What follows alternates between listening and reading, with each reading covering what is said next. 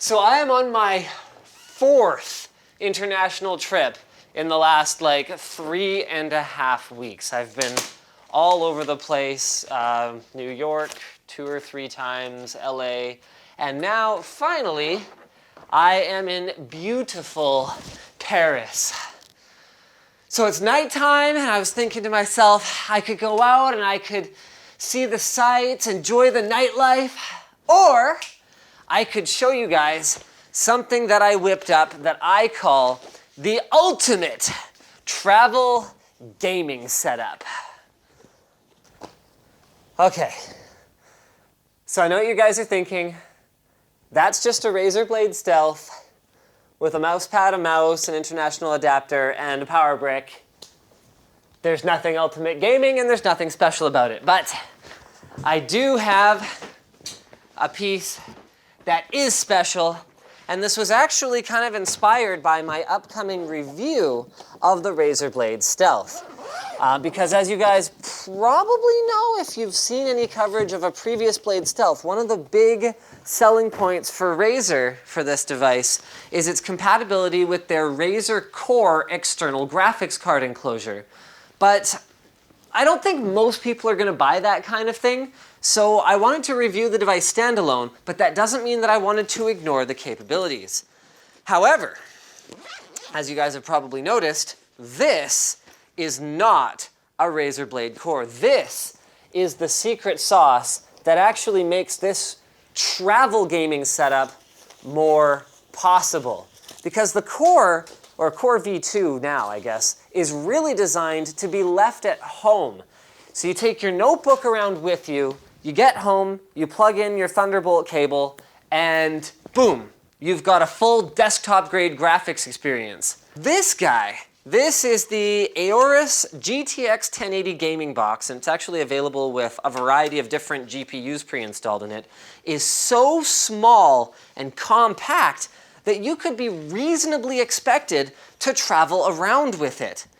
So it enables a completely different use case than the Razer Core, which is actually pretty bulky, not to mention it does not come with a handy-dandy little travel case.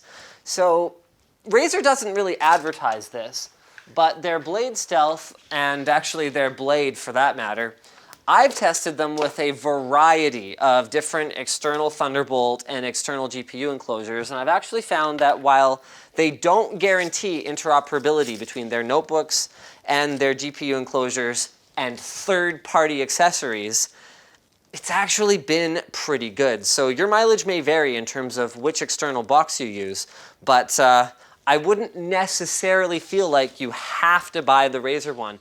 And that's a good thing because Razer, I mean, I love you guys and all that, but you guys charge a freaking lot for your external GPU box. The pricing on this one puts it closer to, if you account for that it comes with a GTX 1080 inside and that those obviously have a cost, this guy comes to about $200 only, compared to the Razer Core V2 at about $500. So it doesn't come with this fancy orange cable mod cable. That was actually something that I added. So on the one side, you've got a really large fan that is completely dedicated, like all the way from here to here to here to here, to this mini GTX 1080 graphics card. On the front, you've just got a Aorus logo. On this side, you've got a built-in power supply, a couple of cooling fans that are bringing fresh air in over here, and then around back, you find the business end.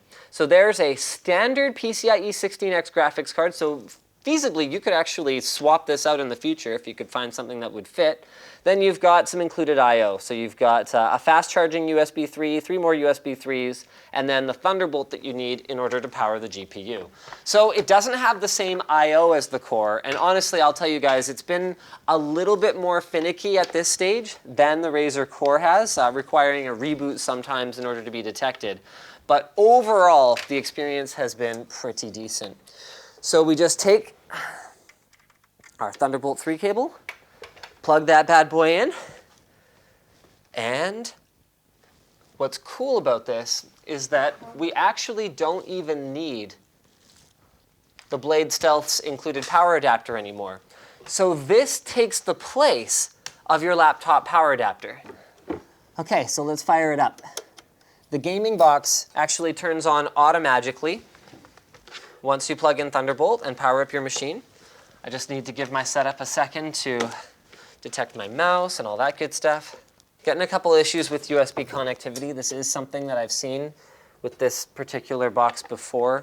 It doesn't affect my use case right now, but it is something to maybe keep an eye out for before you go ahead and jump on this exact setup. But overall, this is about the direction we're heading in terms of mobile gaming. Like, look how compact and easy to travel with this whole setup is.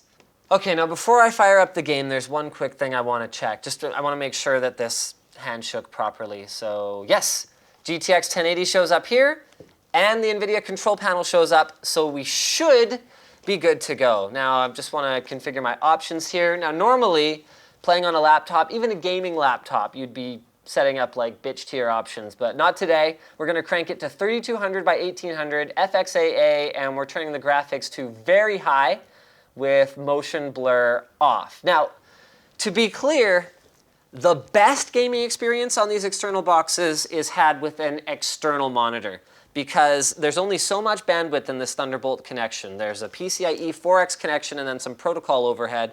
So when you have to communicate from the system to the graphics card in order to actually render the game, then that's a lot of bandwidth. And then when you have to send the graphics card's display output data, instead of actually hooking up an HDMI or DisplayPort connection here, when you have to send it in, I think it's called loopback mode, back to the laptop's display, then you end up hurting yourself because you're using some of your bandwidth up for that. So you can expect to take anywhere from a 10 to a 20% performance hit. Is this not incredible?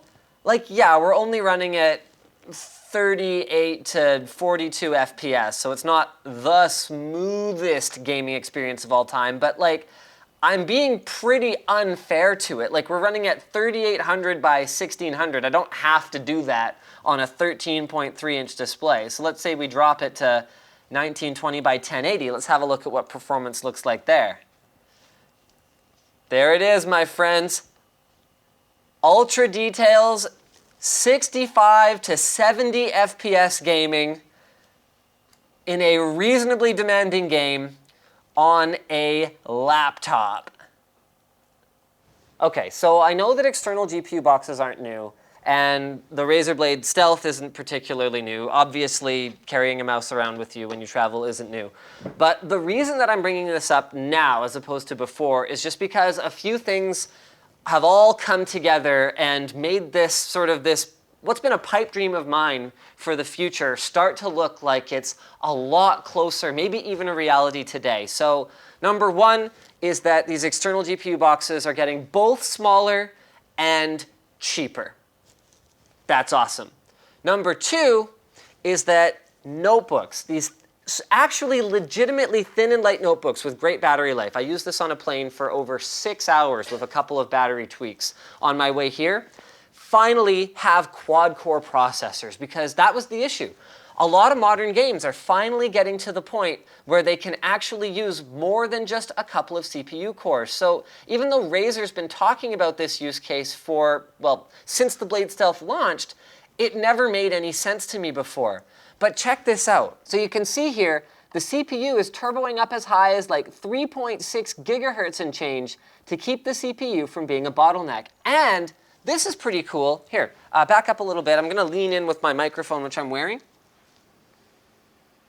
This whole setup is quiet. So in some ways, this is actually better for my purposes than a gaming laptop with everything integrated, because now I can upgrade my super portable notebook or my GPU separately as my needs change. And the pricing is not that far off, especially when you consider that like this graphics card is non-proprietary, so it could just be moved to like a friend's desktop or resold when you need a new GPU. Like, this is totally game-changing.